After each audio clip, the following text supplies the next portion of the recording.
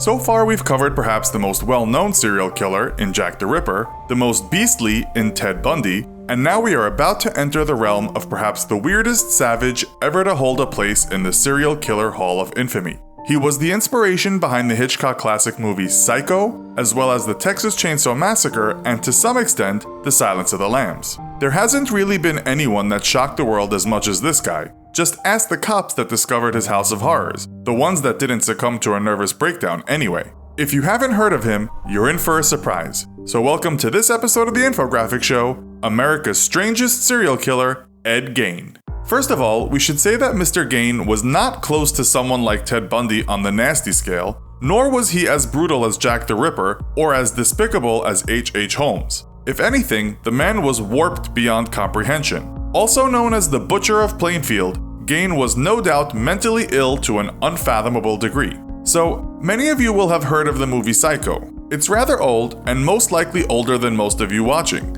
You might have heard of the series The Bates Motel, which is based on that movie. Well, the main character in the movie was based on Ed Gein, and indeed, Gein was said to have been brought up in an abusive family with a very oppressive and hyper-religious mother.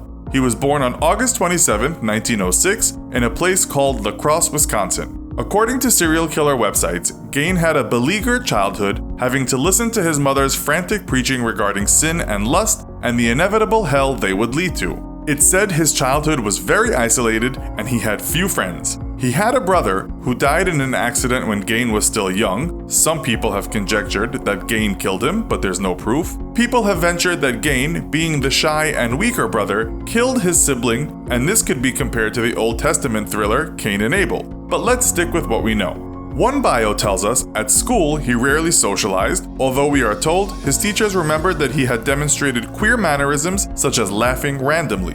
Later in life, his family moved to a farm, and there Gein became even more isolated. His mother may have been strict, but it said Gein was obsessed with her. He adored her. She told him that having relationships with women was a sin, and that all other women besides herself were prostitutes, and dating them essentially meant being in league with Satan himself. This was not a good start for young Ed, especially if you've read Freud on overbearing mothers. Gein's father died, and so it was just him and the zealous mother. But then she had a stroke, and Gein ended up having to look after her. He took odd jobs around town and was known as a quiet, decent guy who was reliable when you wanted something fixed. Apparently, he was quite a capable handyman. His devotion to his mother was unerring, but it said that Gein had become fascinated with stories about Nazis and cannibals, which he read in various books and death cult magazines. His mother then passed away in 1945, leaving Ed alone on the farm. It said he kept the rooms where she had stayed in the same condition and locked them so they would stay that way forever. He continued working his odd jobs and doing work on the farm, but a few years after his mother's death, Gein took up a new hobby. To some extent,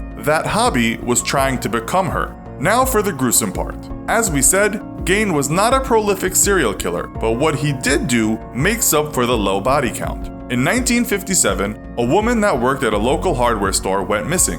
Her name was Bernice Warden. Her son told police that one of the last people to be seen in the store with her was none other than the habitual hat-wearing Mr. Gein. He was arrested shortly after, and police received a warrant to check out the Gein farm. This is not one of those serial killer stories with twists and turns, because the cops found what they were looking for immediately upon searching the farm. That was Mrs. Warden's dead body, shot with a .22 caliber rifle, hung upside down in a shed like an animal. The torso had been, what's called in hunting, dressed out, meaning it was opened and the organs had been taken out. The body was also mutilated from head to toe. Captain Lloyd Show Poster, who saw this grisly sight, said tendons in the ankles had been cut and a rod had been placed through them. The body was drawn up in the air by a block and tackle, the body was dressed out, and the head was missing. Her head was later found in a burlap sack. Ed had a thing for heads, as you shall see. This was obviously a sickening sight for the deputy that found the body, but inside the house, police got the shock of their lives. As we said, he liked to keep the heads of his victims. Police found 5 heads inside plastic bags, as well as 4 skulls. But more stomach churning, they also found masks, whereby Gein had carefully cut off the faces and kept them intact so he could wear them. One police officer told the press, "Some of them have lipstick on and look perfectly natural. If you knew them, you'd be able to recognize them." In fact,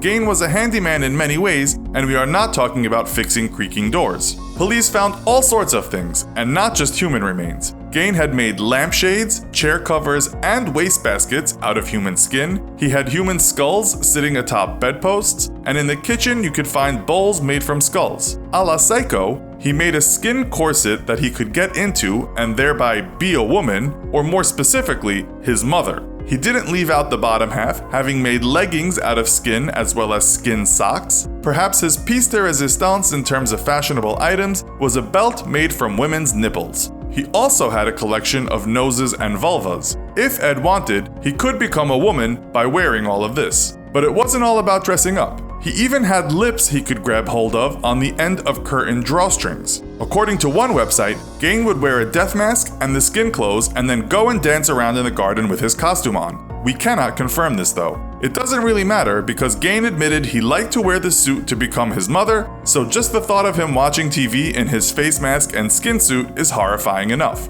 Now, Gein didn't kill people for all of his handiwork. He told police that much of his raw material was gathered by robbing local graves. He did, however, admit to at least one more murder, and he was suspected of having killed more women. A famous quote of Gein was this: "When I see a pretty girl walking down the street, I think two things. One part wants to be real nice and sweet, and the other part wonders what her head would look like on a stick." Well, some websites, and even the movie American Psycho, attribute this to Gein, but other websites tell us it was another strange killer named Ed Kemper that said it. Such strangeness and brutality left its mark on Plainfield, which would never be plain again. Many people say the sheriff of the town died fairly young as a result of the trauma from investigating this case. In fact, one of the sheriff's friends said he was a victim of Ed Gein as surely as if he had butchered him.